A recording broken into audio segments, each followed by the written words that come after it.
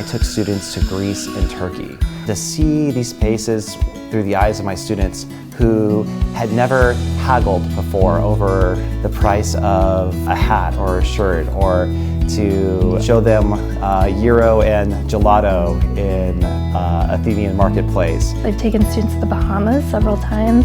We study Caribbean literature. We usually go in the winter, which is a great time to leave Iowa and go to the Bahamas. We have classes that go to Greece, Turkey, China, Spain, just really France, all over the world. And so you get to have sort of this insider's cultural experience, but you're being guided by someone who knows, understands, and respects that culture.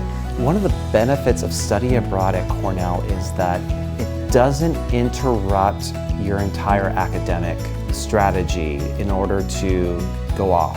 An engineer or someone who is pre-med can take a class at Cornell, an off-campus study class, and then go right back into engineering, computer programming, or any other degree program that requires a lot from them and doesn't have a lot of electives or wiggle room. I find this immensely valuable in that we are able to provide a real holistic liberal art experience that involves off-campus study programs for a lot of our STEM majors who wouldn't get a similar experience at other colleges. You can take one block and take an off-campus course, and you also get credit for it, and you don't have to put your other classes on hold. So I think that's truly unique to the block plan.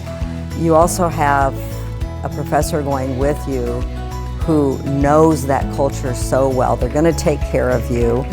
They're going to make sure you're safe. They're going to make sure you have the most amazing experience.